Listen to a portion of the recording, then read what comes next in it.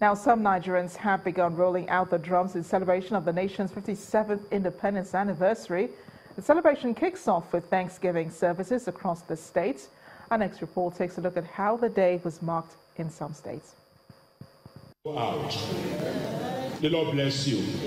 Nigeria's independence celebration is about a week away, and Nigerians are already in the mood of celebrating the country's 57th anniversary. In Ogun, the state government kicks off with a Thanksgiving service at the first church in Nigeria, the Cathedral Church of St. Peter's, Ake in Abeokuta, the state capital.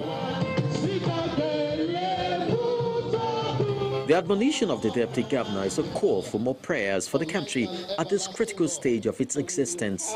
Because we have the potential to be great and greater, and because of this, we will continue to pray without ceasing for our country to come back to its lost glory by the grace of the Almighty God.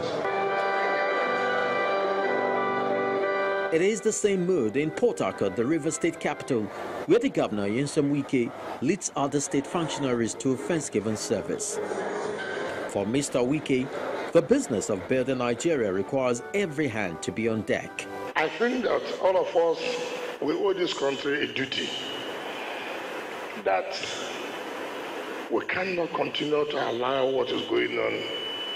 If not, the future of our children yet unborn, in fact, there will be no future.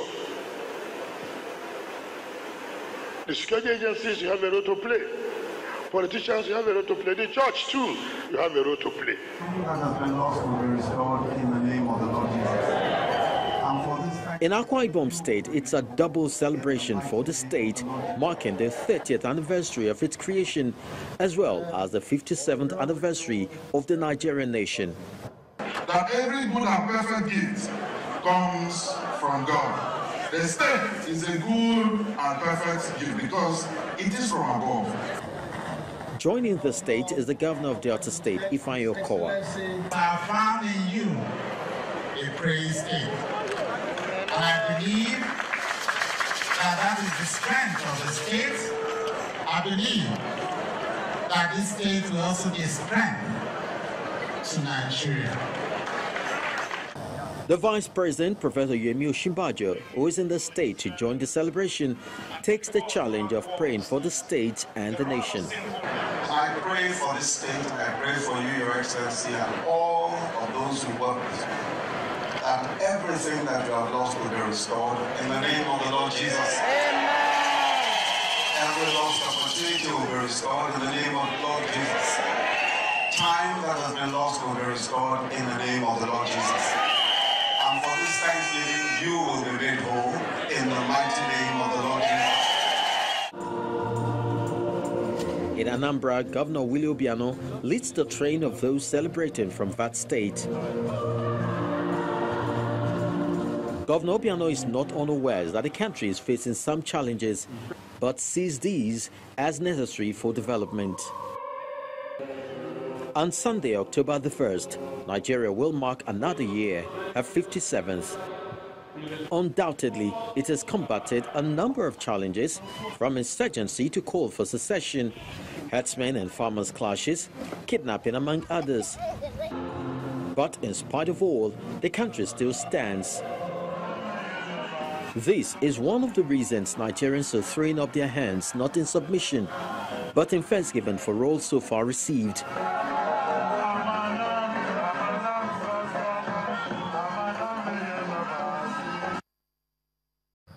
Various states in the country have experienced flood disaster this year, with numerous social, economic and environmental effects in affected communities.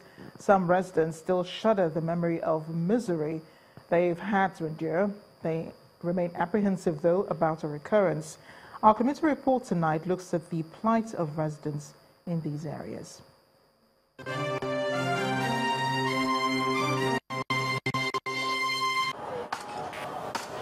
An illegal refuse dump site along the Niger College Road in Upper Sukwamba, Ikubaoka local government area of Edo State. The unwholesome environment leads to drainage problems, which have largely contributed to water erosion in this area and some adjoining communities.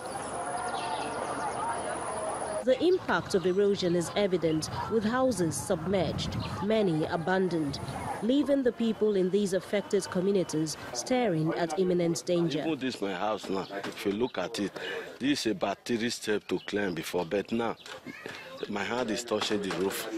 So that we want the government to come and help us to do this road. According to the older residents, the erosion problems began a little over 20 years ago.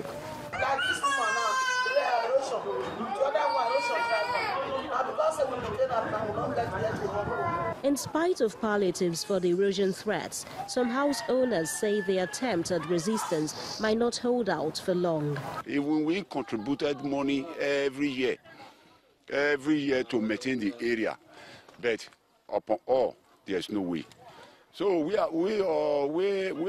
the landlords now, we are also begging the government for them to assist us. The burden of their problems is now overwhelming, with most of the property owners seeking government's intervention. This place, houses there before, about 3 houses here. They don't spoil, those landlords don't become tenants now. Erosion spoil everywhere. So now up we can't do. I wish here not be up now. We don't still come up for this house. Flood menace in Nigeria has been an issue of serious debate at the National Assembly. The member representing Ego Ikubauka Federal Constituency at the House of Representatives, Ehiozuwa Agwanyima, acclaims the intervention role the legislature has played so far in providing assistance for flood victims. I think we are taking the bull by the horn. What we can do is to move motion to talk about it and debate it at the floor of the House, which we did, and it was well passed. We reached a very wonderful resolution, making sure that the government, swing into action. That is our duty to do. The lawmaker attributes the slow intervention in flood crisis to poor funding. When we go for oversight functions sometime, we begin to lament when the contractors are also complaining that they have already released just a little token.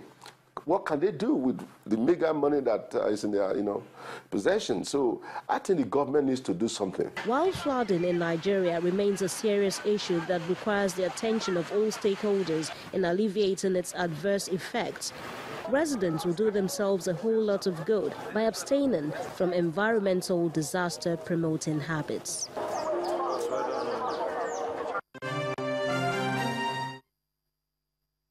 Bauchi State are embracing the business of converting waste to wealth as a major source of livelihood. One aspect of the business they are engaging in is the collection of aluminum and metallic scraps for recycling.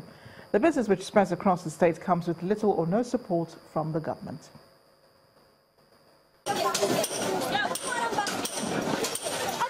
So much dexterity on display here as these young men manually dismantle a scrap vehicle in an attempt to sort out relevant parts to be sold out for recycling. They are workers in search of livelihood at the Kaswanwaya market in Bauchi. The market is famous for the business of scraps, mainly metals and aluminium materials. Most of these items, after being sorted out, are sold to manufacturing companies in Lagos, Kano and Osogbo. However, some aluminium materials are utilized in this market for the manufacture of pots and other kitchen utensils. Malam Isa is 60 years old. He walked miles to scavenge for scraps to sell at this market. He has just arrived with his latest haul.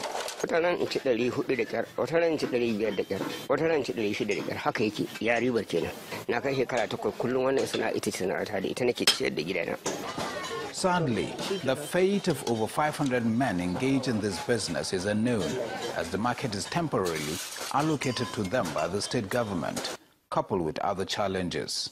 Especially idan damuna ya zo magana na Allah ba mu da hanya da mota zai zo ya wuce sakamakon yanayi na hanyoyi duk sun riga sun lalace, wannan muna bukata, kuma muna bukatan gwamnati idan da wani waje da za ta ba mu wanda yafi nan shi ma muna bukata ta tallafa mana da shi. Waste management expert identifies the need for government support, especially in the application of safety procedures to minimize risk. In developed countries, they have all these facilities. They usually separate all these things. Magnetic fields can be used to attract with the heavier components of the disposed metal. But in our own case, you know, it's a far cry, so to say. We can't just, but the most important thing now, I think, for now, is to teach them the safety procedures. And of course, if there is the need to have first aid treatment in every place that they usually do this. Because when you are being caught with anything that is corrosive, you need to have an injection of what's this anti-tetanus, so to say, right? And of course, a rapid response from the medical personnel will also come into play. Many residents are calling on authorities to empower these people in view of the role they play in waste management and income generation for youths in the state. When the News at 10 returns, 15 years after the contract was awarded, the popular bypass road in Kaduna is yet to be completed. Find out why after the break. Do join us again.